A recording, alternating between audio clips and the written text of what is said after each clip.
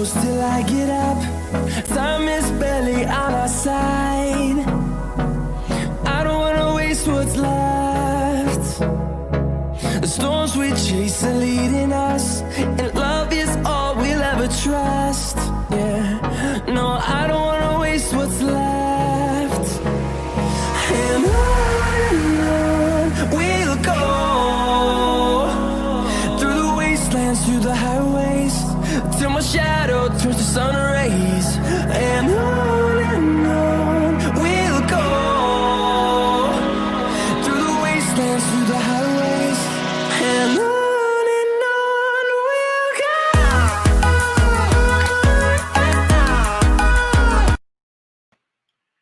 Well, good evening, everyone, and welcome again. Welcome back to Sign of the Times. Happy New Year. Thank you for joining us. It's a beautiful year. It's a brand new year. And I want to say once again, Happy New Year to everyone. And thank you for joining us. It is our prayer that you had a beautiful and wonderful holiday season, wonderful Christmas, and a Happy New Year. We're expecting great things in 2021 and beyond. Listen, my friends, I want to challenge you tonight to hit the share, like, and subscribe button. Share it. Share this broadcast. Hit the like button. Hit the subscribe button. Those of you that are watching on Facebook and on our YouTube live channel, subscribe, share, and like. Invite someone. Listen, my friends, before we go forward during tonight's broadcast, I want to challenge you to submit your comments and your questions as we talk about this hot topic in our land. Also, before we invite our guest on for a few minutes tonight, we're not going to hold you long as we just had to come back. We've been away for a while, but we're back now. But before we do, I just want to remind you to stay safe. The last report we received was that over the last 24 hours in our nation, we've had over 4,000 deaths from coronavirus. 4,000. That is unbelievable. That's staggering. We need you. We need you to stay safe. Wear a mask. Wash your hands. Make sure you keep your social distancing of 6 feet, not 6 inches. I was sharing with someone today that because this vaccine is out, we think that it's over and we can just go back to life as usual. Now we have a report of a new strand that is out, not the UK strand, but there's a new US strand that's out that's even more deadlier. So we have to be careful. I want you to continue to stay safe, and let's get through this, and let's make 2021 the greatest year of our lives. It's time for a comeback. That being said, my friends, I want to invite my guests on tonight. Every last one of them, all of them have been on before. They are not newcomers. I want you to join me as we welcome Dr. David Walker, Dr. Jeremy Thompson, and Dr. S. Janine Hyman. Thank you all so much for joining us tonight, and welcome to Sign of the Times. Happy New Year. I don't use my title as my doctorate that often, so we got a bunch of doctors on here. All of us have stood the test of time, and just want to say Happy New Year to everyone, and thank you for joining us tonight. God bless everybody. Bless you, everybody. Bless you, Bishop. We're going to have to, I don't know what to say about Dr. Hyman. Y'all know how it is when she gets rolling. So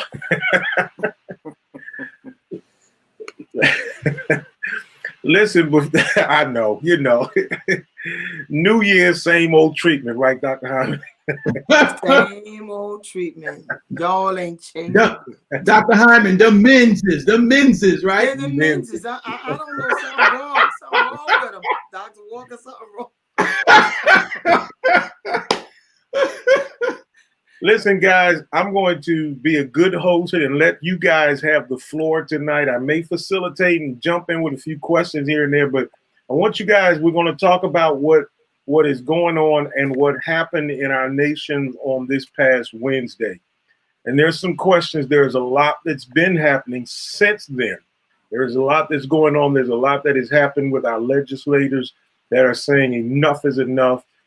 And I want to dig into the fact that it's more than just the top. It trickles down. It's not just that everyone is saying, the leader did this.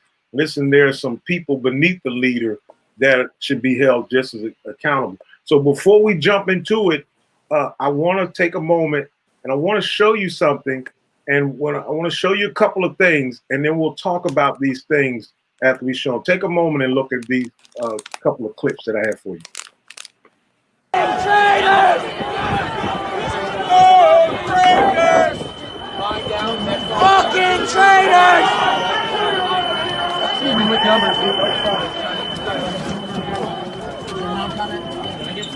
They're gonna lock us in.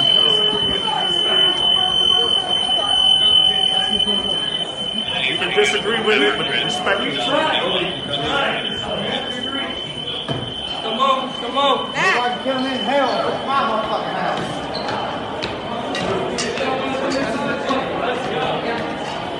The traitors! Get inside now.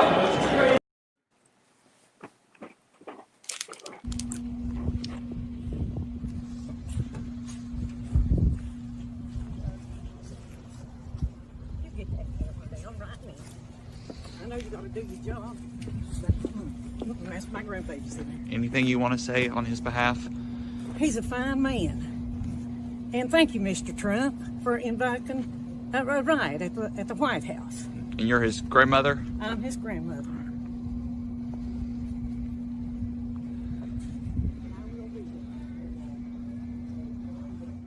For some of the members who are overseas, and we really don't know whose life we're really touching. We just have to we have to be in season. We have to be in season and out of season. And so the question is, we deal with. You know, ladies and gentlemen, what's unique is when you look at their first,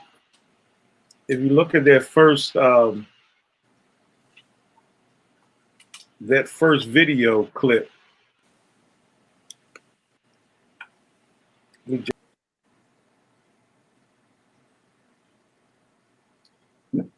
Now we didn't lose the host, did we? Oh my Lord. I think that ain't so. a good sign. Wow. Well, I guess those of you who are watching, we may have lost our host, Bishop David, but we're gonna hold down the fort till he come back. That's right. Yeah.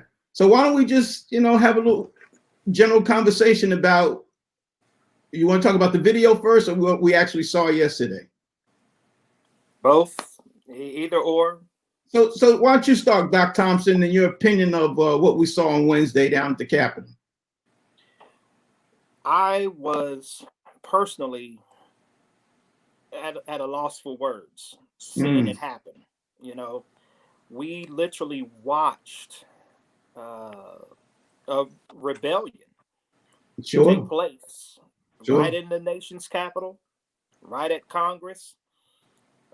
Some things that was not broadcast, we had a chance to see, and we also found out that there was uprisings that took place in other states, other cities, yeah. In other cities and things at Capitol buildings, and I forgot what city it was, but I know in the nation's capital, someone had set up a hanging noose, a stand and had a noose hanging.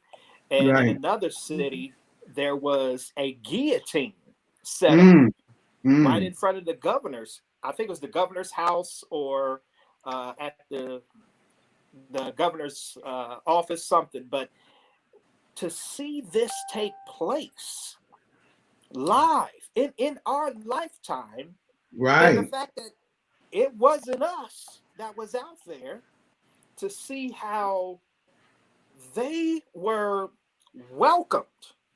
Sure. And a lot of them were ushered in. Some, as you've seen, they were just standing back to the side. There was some fighting back, but most of the camera work we've seen, they was opening the gates. By permission, yeah. Exactly. And then to see, because of social media, we see all of these people willingly being interviewed and on mics saying one lady said this was a rebellion. We planned this. We came in to take over. Yeah. There was some who said, you seen ones who had zip ties. They planned to take one's hostage.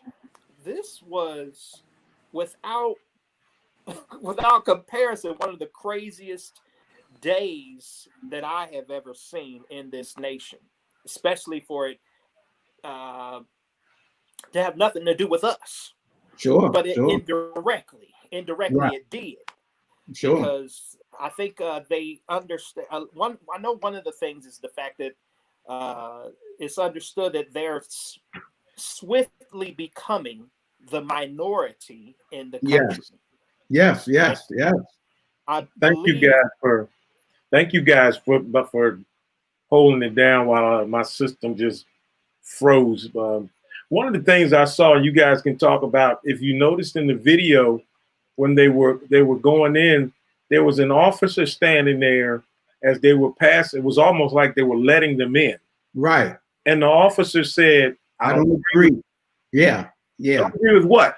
Right. A command that he was given. Yeah. It was clear to me based on those initial videos that I saw that there was some type of, inside job coordination as to say, at least we're not going to bring out the troops. We're not going to bring out the military. We're not going to bring out extra police because there's going to be some type of permission for people to go in. Now, I do believe that they did not anticipate, how you say, well, I'll let it go a little bit and then it explodes. Right. So I don't think they were anticipating what happened, but I do believe that they were permitting an entry until it got out of control. Dr. Hyman, one of the things that what is frustrating, I'm sure, to a lot of people is we're seeing a lot of the hatred in America, and it's coming under the umbrella of Christianity. People are saying that they're Christians. And my question is, how can you guys have been on this show a few times where I use the term, talk to me like I'm a 4-year-old. Dr. Hyman, talk to me like I'm a 4-year-old. How can you be a Christian and have hatred for someone, no matter what color they are, whether they're Latino, whether we speak to them, whether they're black and you say, what's up, dog? Whether they're white, you say, how are you doing? Whether they're Latino, you say, what's going on, my friend? How can you be a Christian and have hatred? Well, I think it goes back to history. You have to frame this in a historical context. I'm surprised that so many of us are surprised when nothing has changed for 400 years. Okay? So we almost need to talk about our own pathology that has allowed us to sleep while these things have occurred. But, if you go back historically, this is the same Christianity that the KKK's practiced. This is the same Christianity that was taught to us by our slave masters during chattel slavery. This is the same Christianity that was used to justify and ratify slavery and oppression of a people. It's the same Christianity that they would go practice and then come home and lynch us or beat the blood out of a black woman slave and use the Bible to do it. Where we have been bamboozled is that this Christianity that was handed to us by the very ancestors of these people, that it is something that Jesus practiced. It was not. It was not. No. It has never been. Right. Jesus wasn't no Christian, first of all. The Right. apostles wasn't no Christian, second of all. None of them people was Christians. All right. So what we have here, particularly in the West and in some places in Orthodoxy in the East, is the kind of religious construct that allows those people to believe that they are equal with God because they constructed a God with blonde hair and blue eyes that look like them. So when you construct a God and you own everything, he who owns the purse owns everything, has the rules. So this is an eye opener for those who are willing to see. This ain't nothing new. They've been rebels. They birthed the country in rebellion.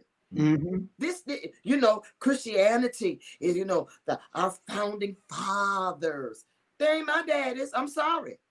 I'm sorry. My people ain't But the founding fathers, you know, the nation was founded on Christian principles. Right. The ones that they constructed. Absolutely. So it's born in rebellion, raised in rebellion, prospered in rebellion, made popular in rebellion. Why you think everybody want to come over here? Because you can be rebellious. That's the spirit of the nation. Wow. And it's crouched in the Bible. That's deep. That's deep right there. So what we are seeing is what has always been. And because it's my Christianity and that's my God that y'all worship looking like me, then I can do what I want to. It's a God complex that is encased. Now, this ain't 4-year-old. That's encased in a kind of narcissism. That there are rules, but the rules are not for me because I made them. Right. And so, yeah, we can climb the building.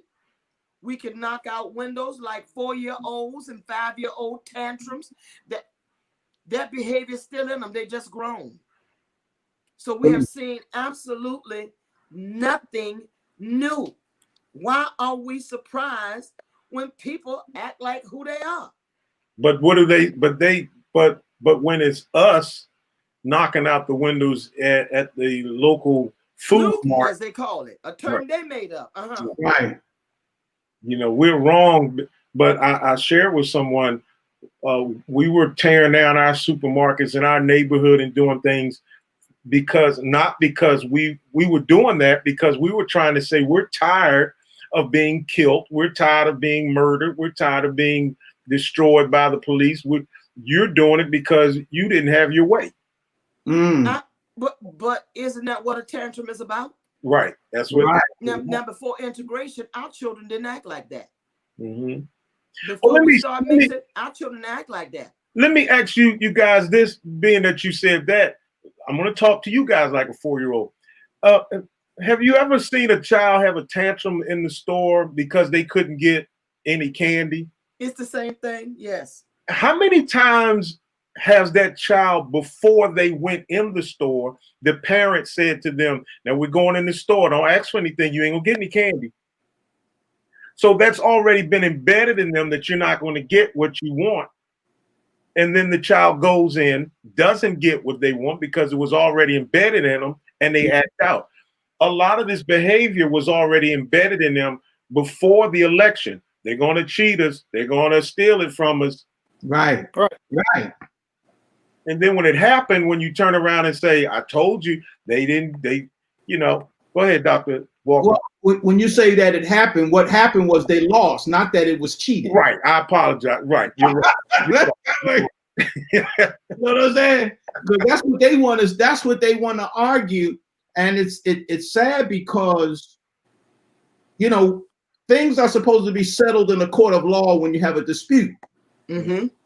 And the record indicates that they went to court across the nation at least 50 times. 60, and one of three things losses. Right. And one of three things happened every time they went to one of those courts. One was they withdrew their petition. 2, the judge said, where's your evidence? And they didn't have any. And number 3, they're not hearing that. You are suing, but you don't have any standing to sue or any a reason, just like when Texas tried to sue on behalf of Pennsylvania, Texas has no legal right to sue on behalf of Pennsylvania. So you're going to court when you know the judge is going to say, you can't come in. And the Pennsylvania senator did not stand and object to it. Right. If anyone was going to object to it, wouldn't you think it would be Senator Toomey from the state of Pennsylvania? Absolutely. He was not included on it. And my question to you guys is this.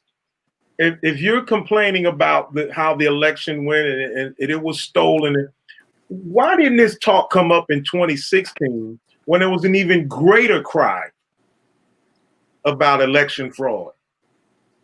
Well, that's because the one that they wanted got in. They wanted Trump.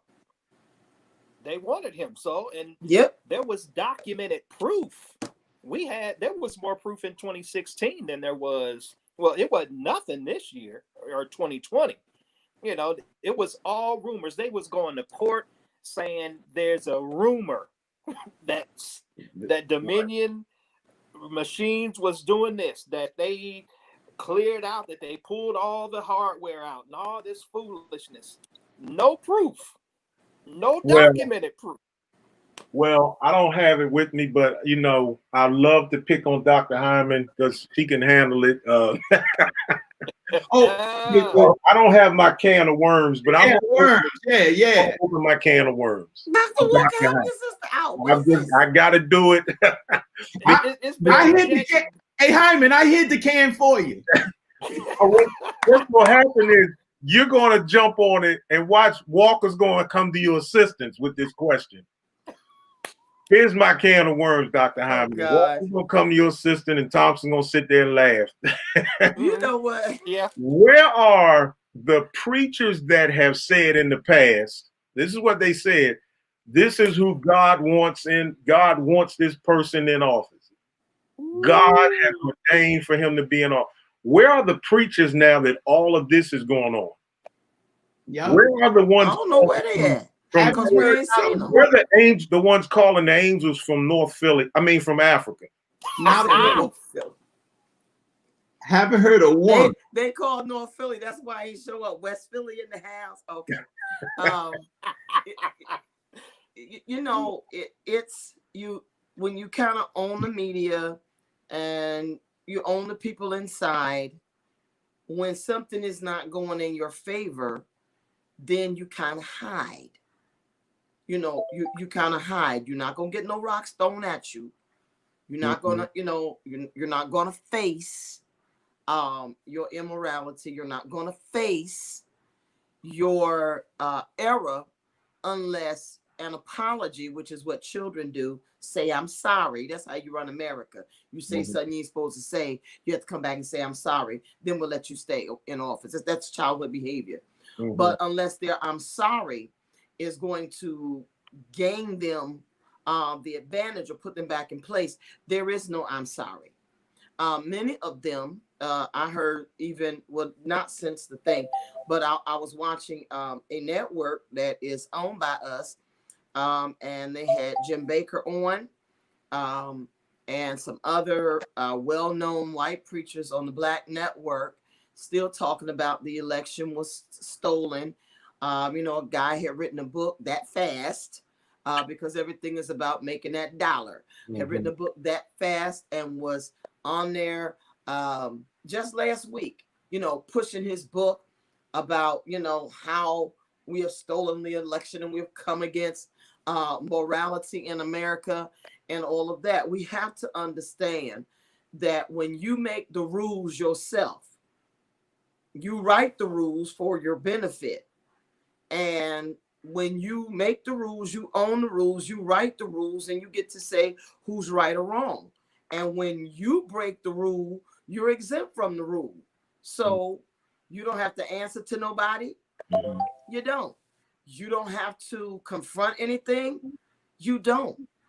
And so these are the same preachers that are part of this Christianity. So the answer is in the first thing I said. This is their Christianity.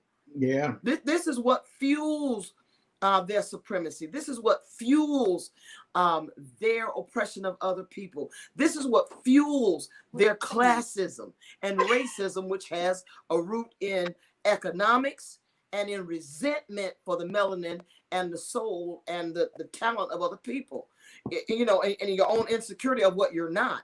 So if this is their Christianity, then it's their rule. I don't have to answer to nobody. I'll just wait until it blow over. Or we'll go back and pray until our God, who looks like us, give us another answer and a reason to explain this away. This is a little too hard to explain away, so we're just gonna wait till it blow over. Dr. Walker. Yeah, I don't push back too much when they take the position that God willed, WILLED, God willed him in. I don't have too many problems with that, because I believe that the same God who wheeled him in, he wheeled him out. WHEELED. But Dr. Walker, how does God will somebody in a democratic system? No. You can't fit a theocracy where God chooses a king. Absolutely. Into a democracy where the people rule themselves. It ain't even a biblical concept. So, the electoral system is set up the way it is so that it does what it does. There's contamination and corruption in every part of the system. This is how Hillary got robbed of her earned seat as a president. So if we are doing this and the system is owned and corrupt, how does God will somebody into that? Right. Now, of course, I set that up so I can give my joke of wheeling him out. That was good though. That wheel joint. Exactly. He wheeled him out. And I agree with you. And I think that, see, there are a lot of people who say, the will of God. To me, that's a counterbalance or a contradiction to God giving us free will. Exactly. What I get out of the biblical story of the children of Israel wanting a king, God wanted a theocracy. They wanted a monarchy. They wanted a king like any other nation. So what did God do? He gave the people their free will. Now, you get what you ask for, and that's the way God works. God is not going to allow you to have free will, then he's going to avoid the consequences of your choices. No, that's not happening. He didn't do it with Israel. He told Israel, if you take Saul as king, you'll pay the price. And because I believe God is consistent, I believe he told all those people who voted for 45, you're going to pay the price. I'm not going to change it. And for 4 years, you're going to have to deal with it. Whether you feel that it was God's will or not, I believe it's the choice and the will of the people. They went to the ballot box, and the way the American electoral system functions, he became the president, and that was the choice of the American people, period. Right. I totally agree, 100%.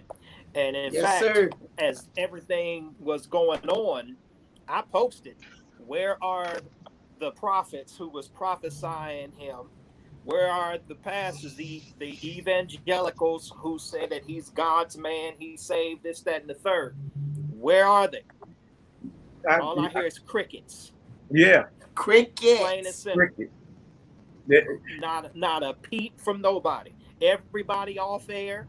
Ain't nobody been live to say a single word. Yeah. Sort of like our guest that just joined us, Dr. Stephen Gardner. I don't know. Maybe we need to take a collection so he can pay his light bill. Look.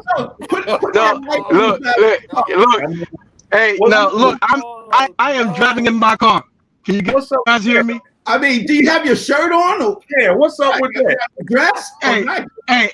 I am driving in my car. Can you guys hear me? I mean, what's up with that? We can hear you, but my goodness,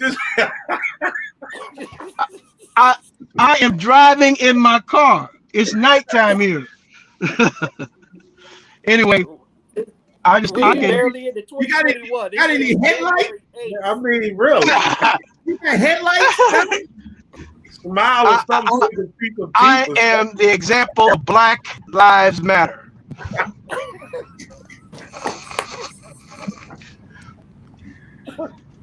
I do have some light. How's that? That better? There you go. Thank you, sir. Thank you. Thank you for joining us, Dr. Gardner. We've been just going around the table talking about what happened Wednesday, the significance. My viewpoint is everyone is, of course, the Senate and the Congress have started the impeachment process. And from what we gathered, House Speaker Pelosi has said that he's got a certain number of days to resign, or they're going to go forward with these impeachment process, which can even extend beyond the next 12 days. Even after he is out of office, he can still be impeached, which means he won't be able to run again. Right. Right. But here's the question. Here's the question that I'd like to ask, and you're right. A second impeachment would kill him. But the question is he dead now anyway, based on what happened the other day? Well, it's not him. That my point was. No, I'm saying politically, do you think America, even if he's eligible to be voted in again, do you think America, after what happened Sunday, would actually vote him back in 2024? Yes. Okay. Yes. Remember, there were 74 million people that voted for him. And when they won't change their mind? Look how quickly he turned on them, and look how quickly he can turn them right back on again. Wow. All it takes. He's a master manipulator. He's a social media. He's an entertainment nutcase. And all it takes. It didn't take much for him to even stir this up. Right. Look how, we already discussed it, how even before the election took place, he already put it in their mind, if I don't win, it's been fraud. Well, let me say this, Dr. Gardner, answer this question. Dr. Thompson made a comment just now. He said to stir this up. You can't stir up what wasn't already there. True. Well, that's true. Dr. Hyman mentioned this. That something that she said before you jumped on that has been really sticking with me is, why are we surprised? This was already in him. You know, the thing of it is that he just woke up a bunch of sleepers, man. You know, his whole regime has been about, inciting what was already in the minds of people who had a certain feeling about America, about people of color, about the whole thing. And he took advantage of it. And in my opinion, I think that the best thing that could have occurred, and you probably guys have already talked about it, the best thing that could have occurred was for the Black Lives Matter movement. Nobody showed up there. That was the best thing they could have did. And that really exposes the bad element. If we had showed up there, the narrative would have been changed. Oh God. It would have been about, it would have been about, oh, you see, these guys are troublemakers. Well, I got these bombs and got all this stuff in the trucks and stuff like that. Clearly, they were ready for something to go down, and we would have got blamed for it. Sure, like we did looting that wasn't us, and there was a few of us out there because we still, God help us, right there. But primarily, for the most part, I agree. If he was able to run again, I think he could regalvanize and repolarize those people, because when you are a cult leader like that, and you done drank the Kool-Aid, they were showing one of the senators who in 2016 was running as a Republican against Trump.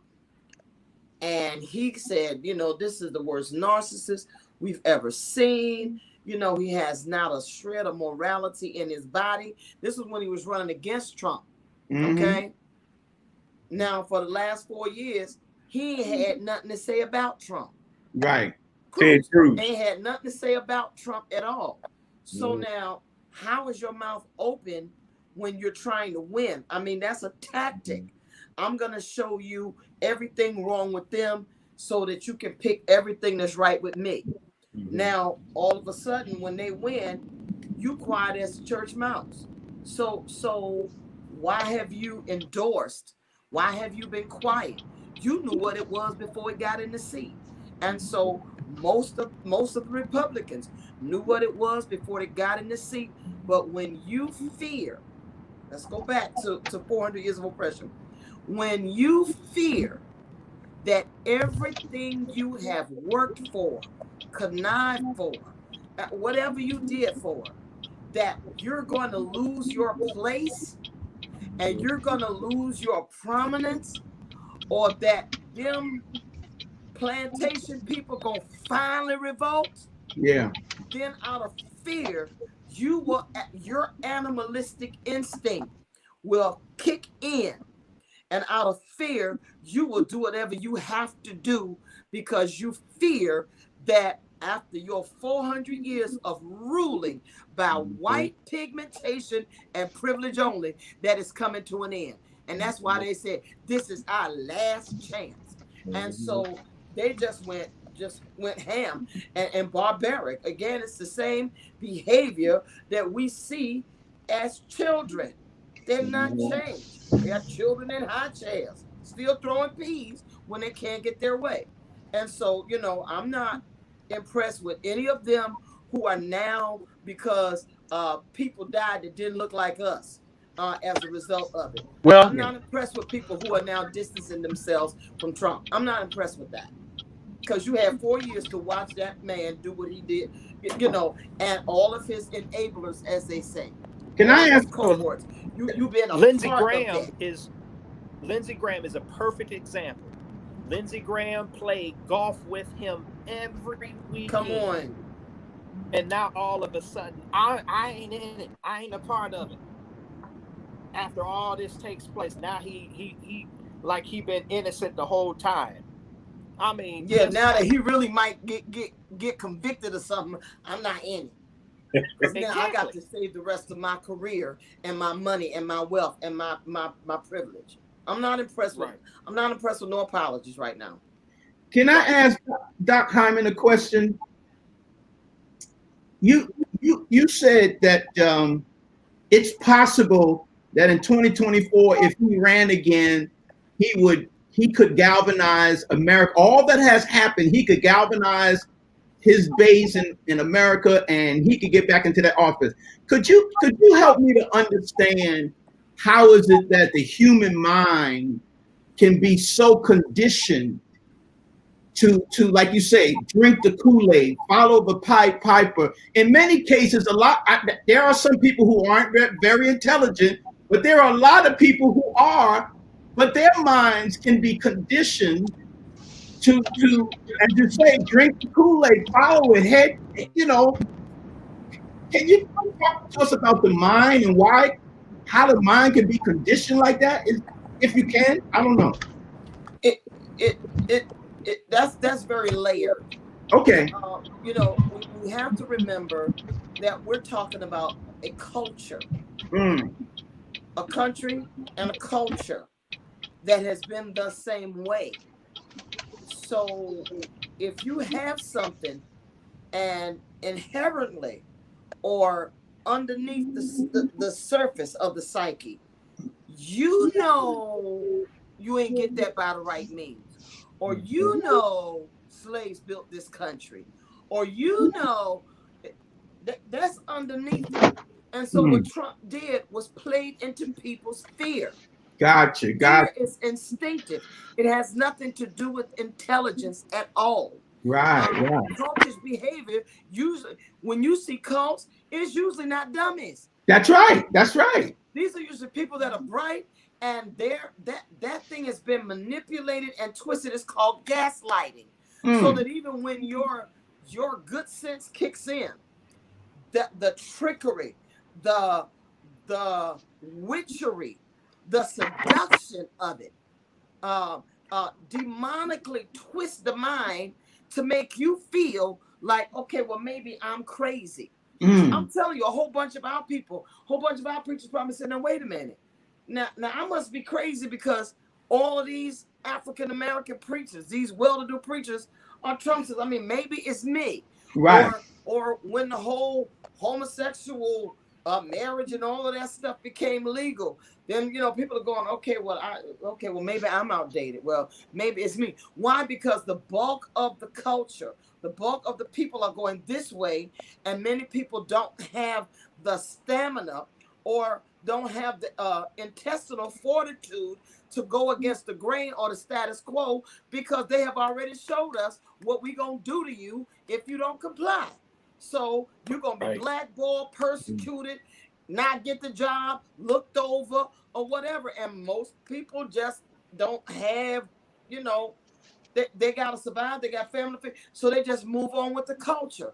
And that is typical social behavior. It's social behavior. Yeah. I know where the women's bathroom at in the store because I sat there and watched the women go to the bathroom. Right. It's called social referencing. I look at other social beings to see how I should act in society. And so, you know, our brothers and sisters of lesser hues are famous for this, of looking at other people and seeing how they should act. That's why when 45 got to see all of them who had this repressed behavior, or it was undercover, or in corporate America or whatever, you know, it was covert. Once he's in the seat now and they see everybody else coming out, social reference. Right. Now I'm out. Right. So when we get a public slap on the wrist, now, okay, well, I'm not, all of that's about image and about social referencing. People tell me what I'm supposed to do. People show me how I'm supposed to act. And if you go against the grain here, or in many places, you're going to be punished for that. Yeah. And so it's easy to take the road of least resistance. And I like to support with what you just said by the type of people who were found being at the place, who were arrested. Right. I was going to bring that up. Right. A guy who was a politician at the State House. Well, that was the video the video that we showed of the guy getting arrested was a legislator. Yeah. How about a mother with 3 children at home? Right. I mean, wow. But some of them brought their kids. But we've been programmed. Kids with them. How about that? But we've been programmed to think that, and I hope this doesn't offend anyone, but we've been programmed to think that everyone at that rally, whatever you want to call it, Wednesday, were just redneck bikers that just sit around and hunt. That's not who it was. No. And to me, that's even more dangerous. That's more dangerous. Absolutely. So he made it, Trump made it, as they say, he blew every key dog whistle to let them know, get ready, the time is coming. He said, stand back, stand by. Didn't he say it? Yes, he did. Yeah, he did. Yeah, he did. To prepare them. He told them be in DC on January 6th. Right. So what do you think about his speech last night? The last thing he said was, we've only just begun. It's just the beginning. We haven't finished yet. What do you think? On Wednesday, he was saying that was a subtle message. Even on Wednesday, he was telling them, we love you. Go home, but we love you. Go home, but we love you. Still did not concede. I'll tell you one thing. The way they climbed that wall at the Capitol building, it showed that the wall, he was talking about building the wall, that wall didn't work. Not that one. How you gonna build a wall against yourself? That's it. But Bishop Hyman, she was hitting on something really important.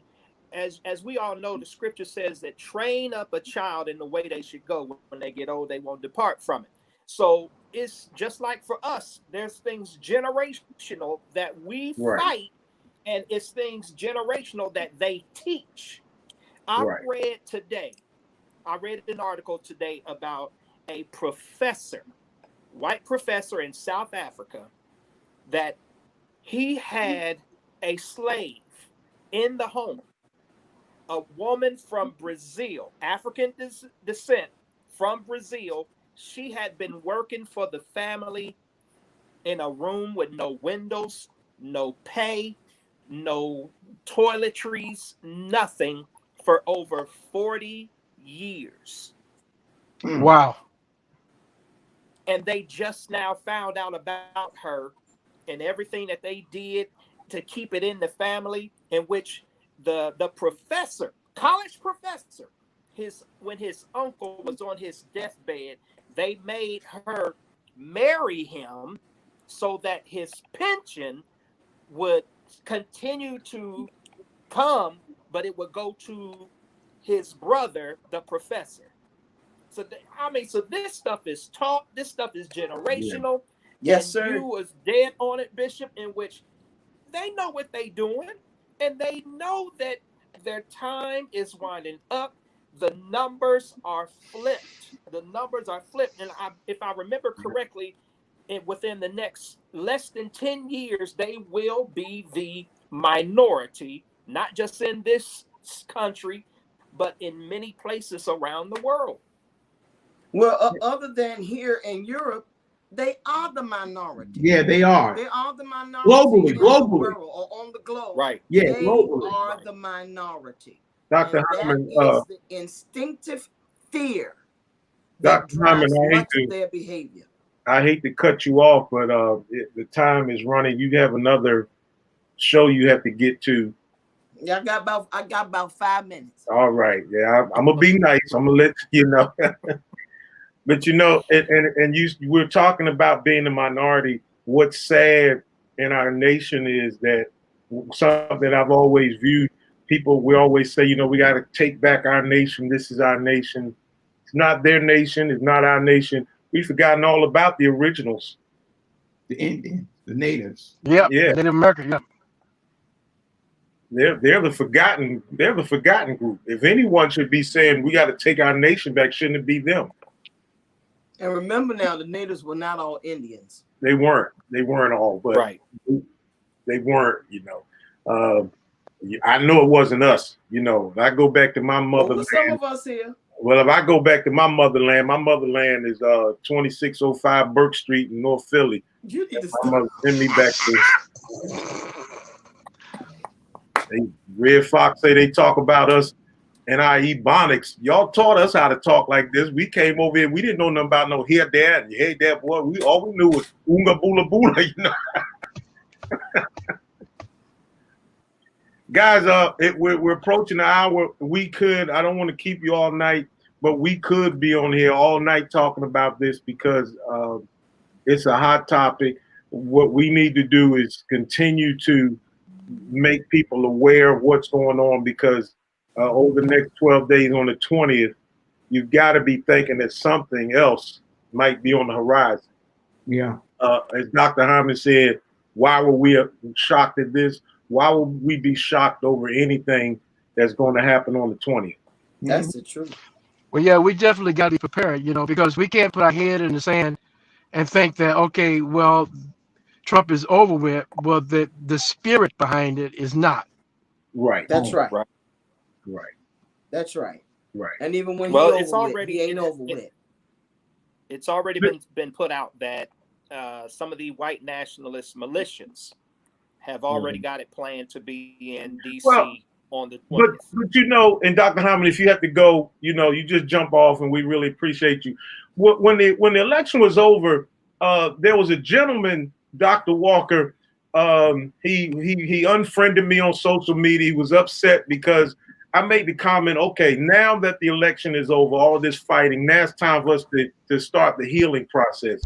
And he responded, if you think healing's going to come, you lost him. And my response to him was, you are a pastor.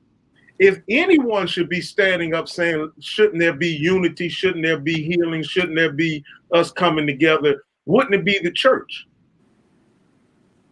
Again, I hate to ask that question again, like I'm a 4-year-old. Where is the church? Where are the church leaders stepping up now saying, listen, let's heal, and it can't come from us. The oppressed can't say, I heard someone say, I don't know where it was said the rape victim can't say stop raping me. It has to be the rapist that has to say I have to stop. Wow. I ain't sure. Uh-oh. I mean, the rape victim can say it. The rape victim can say it. The point was that it's going to take if the rape victim doesn't say it, it won't stop.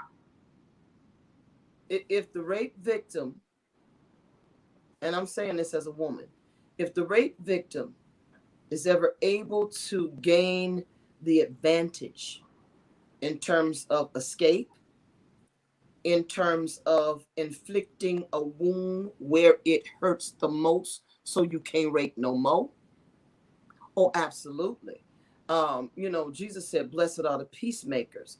We tend to believe that the peacemakers are peaceful. If I've got to make peace, then that means that I may have to engage in war. Making peace is not, I'm peaceful. It's, I got to do whatever I have to do to rid my person, my place, or my people of that which is aversive. And so I'm not sure that pastors should say, let's heal. How are we gonna say let's heal? Or it's time for racial reconciliation. How can we reconcile that which has never been conciled?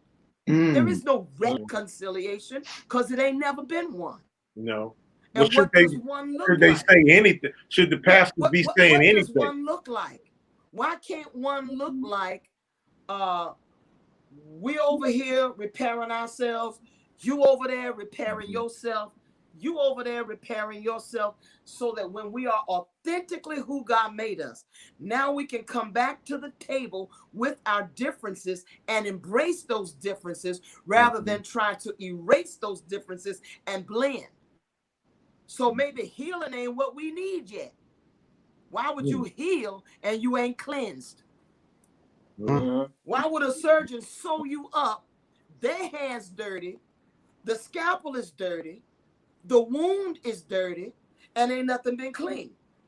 We want to heal before we get to the root of something. So if you're going to heal it, lay the axe at the root. Now, if we're not willing to do that, then all we're going to do is put sutures in something, and the cancer going to keep growing. That's right. You're right. So you're saying that we're supposed to say all of these wonderful things, or let the healing begin. Well, what does that look like? Because as Dr. Gardner said, that spirit been here, still here, and when Trump sit down, even from jail, if he go to jail, he is so connected. He's so a part of the system. The mob don't stop because one person Right. So we got to open our eyes and see what it is we need to do for ourselves and for our people. So that when this thing turns and God turns it, rapists and getting raped or not, now we on top. And I agree. That's why one of my views was, if you do impeach, if you do invoke the 25th Amendment, well, as long as that, like the Gardner says, as long as that spirit is here, what is that going to accomplish? It's actually going to make him almost like a martyr. Listen, it will say that there is some accountability, and this time you didn't escape. Right.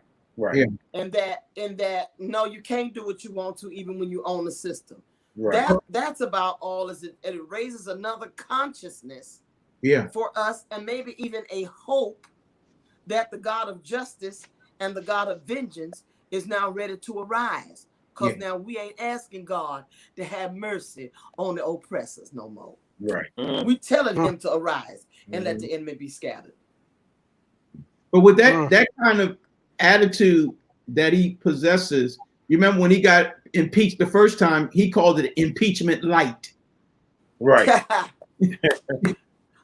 Because impeachment light. You know, put it like this: the average person, if you do put something like that on them, there would be a sense of, let's say, remorse. You know what I'm saying? You would understand the effects of what you got punished for.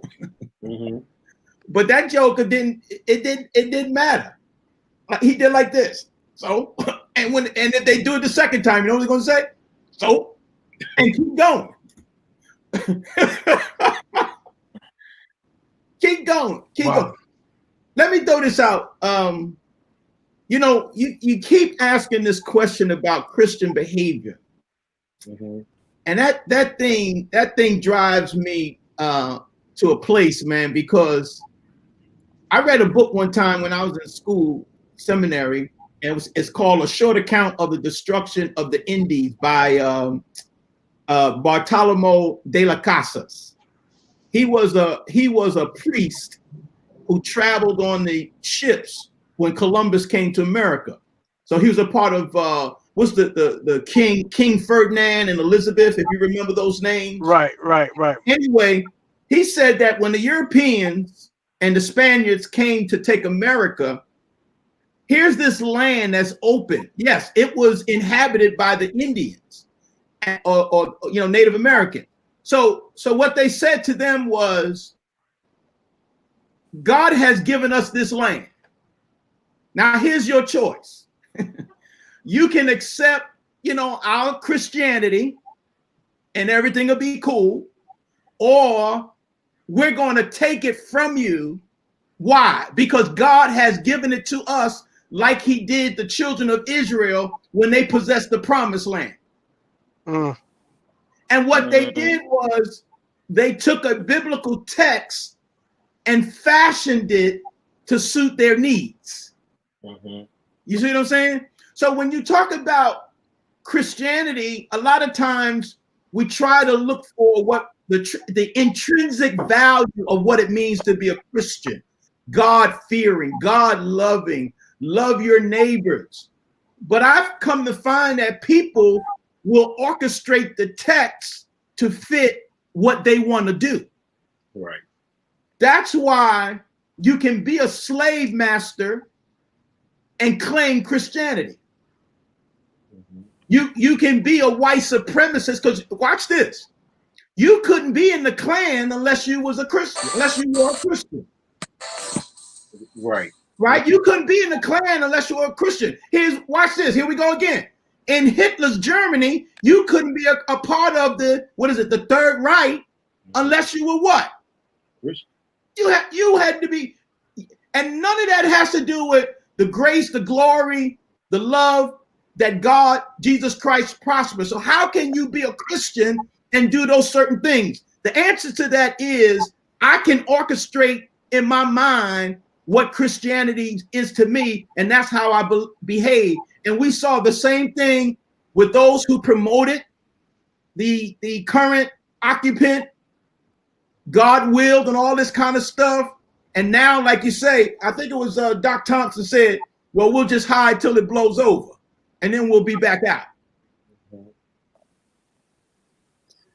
Dr. Gardner, where do we go from here as we wrap up? What do you think? Well, I think that I think what's important, and we're touching on all the things that is that we got to go forward with our eyes open, walking circumspect, not as fools. Paul the apostle said that we're not ignorant of Satan's devices. So we've got to be aware of what's already out there. I think that's number one. Number two is that we have to continue to tell those who are in our sphere of influence, whether we're leading a church or leading a movement or whatever the case it might be, the things that they need to be on guard about. We got to keep telling people, you know, this is the correct version of Christianity. This is what it's supposed to look like. Because Right. if people have taken the Bible and used it as an oppressive thing, and no one's ever told anybody else any different, then they're gonna think, well, Christianity is an oppressive religion. And small wonder you have your Islamic nations and others that really hate America, because why? America proposes to be a Christian. Because in Islamic nations and things of this sort, they don't separate the politics from their religion. It's all one. And so if we say we are a Christian nation, and yet we are oppressing people, yet we have this kind of buffoonery that we saw on Wednesday, as it were, people are confused. They have the wrong conception of what it means to be a Christian. In fact, I don't even call myself a Christian. But they have been enslaving people for over 400 years. It hasn't changed. No. It hasn't, you know what I'm saying? And I'm not trying to push back, but what I'm trying to say is we keep trying to find this pinnacle of what it means to be a Christian. And for 200 years, people who have said they're Christians have said this is Christianity. It comes with oppression. It comes with supremacy. It comes with, you know, enslaving you and causing you to work without any pay. I'm just speaking the facts of people who have claimed it. Even when we talk about those white evangelicals now, are we saying that they're Christians? They are saying that they're Christians, but to us, that's not Christianity. But try to tell that to them, because they're telling you that that's what it is. Well, obviously they're serving a different Christ than we're serving. That, you know, I mean, that's just the bottom line. I don't even call myself a Christian. I say I'm a Christ follower, because the word Christian has become muddied up and dirtied up. In fact, Jesus never called his followers Christian. That was imposed upon them as a byword. Oh, these are Christians at Antioch. But they were that movement was called the people of the way, you know. And so, you know, I think that, you know, if we're going to use the label, the term Christian, we may need to just come up with a different label. We may need to go back and call ourselves the people of the way. We may need to change it to be a Christ follower or whatever the case it might be, and then say, these are the tenets of the Christ I follow. Right. These are the tenets of the Christ I follow. Right. I totally agree. Well, gentlemen, the hour is late. We've been on the hour. Yeah, we're running out of time, and I don't want to get cut off ahead of time. But go ahead and say what you know, so we can. I'll make it real quick. We're at a place and at a point whereas the more we become enlightened about who Christ really is, and these things are, God continues to expose us to the many things that he's done for us, to us, and through us, through our past generations, things that was not taught to us in school. The more we learn about the inventions and the wisdom and the intelligence of our people, as long as we keep doing it, we keep having discussions like this, meeting like this, and we keep spreading this out, we're going to get to a place in which it will pick up. The more we do so, the more we're going to see breakthroughs come. All right, guys, thank you so much, man. I appreciate you guys for joining tonight. We're going to do it again, and we'll do it on your shows. You know, all of us have our own shows, so we'll do it on our own different session, and we'll address this thing and attack this thing. I appreciate you guys for joining us tonight. All right. God bless you. Bless you. All right. Thank you for joining us tonight, everyone. Thank you for spending time with us tonight. For Signs of the Time coming back. Again, Happy New Year. Be safe. Mask up. Wash your hands. Sanitize. Do what you have to do. And stay safe. And on behalf of Dr. David Walker, Dr. Stephen Gardner, Dr.